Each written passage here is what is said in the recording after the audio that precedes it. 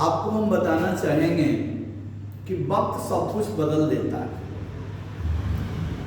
एक समय था कि विश्व के रंगमंच पर या विश्व के राजनीतिक क्षितिज पर दो बड़े शक्तिशाली देश होते थे, एक अमेरिका और दूसरा रूस, जिनको दो ध्रुव कहा जाता था। अमेरिका अगर उत्तरी ध्रुव था तो रूस जो था दक्षिणी ध्रुव था। किंतु स्थिति में परिवर्तन आ जाता है। 1945 से लेकर 1991 तक का जो समय रहता है वह शीत युद्ध का समय रहता है। किंतु शीत युद्ध के बाद हम चलते हैं अमेरिकी वर्चस्व की ओर।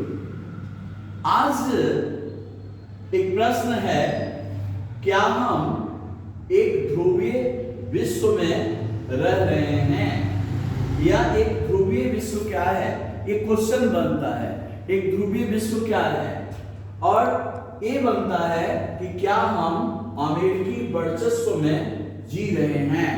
तो हाँ भाइयों, हम सब अमेरिकी वर्चस्व में जी रहे हैं। आप आए दिन देखते होंगे पेपरों में अमेरिका ने चीन पर 200 टैरिफ लगा दिया, भारत पर उसने बहुत बड़ा टैरिफ लगा दिया। तो आज अमेरिका जो चाह रहा है वो कर रहा है, मनमानी कर रहा है। किंतु एक समय था कि शक्ति संतुलन विश्व में बना हुआ था और ये शक्ति संतुलन बना रहा था रूस। किंतु रूस के शक्ति के पतन के बाद हम लोग अमेरिकी वर्चस्व की ओर बढ़ गए हैं और आज दुनिया का एकमात्र शक्तिशाली देश अमेरिका रह गया है। और अमेरिका का यह बताता है कि वो जहां भी चाहता है मनमानी करता है। आपने सुना होगा अफगानिस्तान में सेना भेज दिया, अफगानिस्तान को तहस नहस बर्बाद कर दिया गया।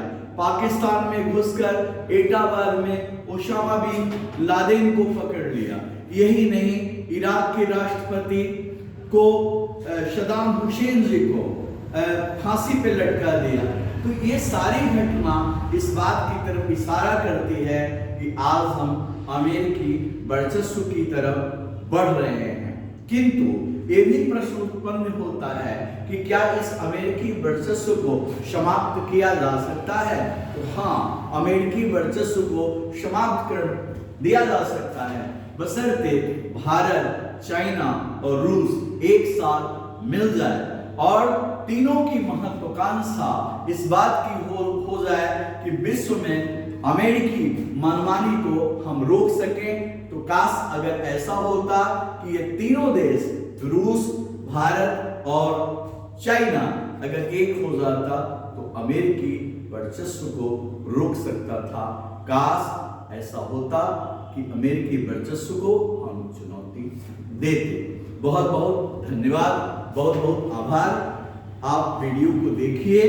ये प्रश्न 12th क्लास में बनता है, अमेरिकी वर्चस्व से क्या समझते हैं या एक ध्रुवीय विश्व से क्या समझते हैं? इसका पूर्णतः उत्तर देने का मैंने प्रयास किया है। बहुत बहुत आभार।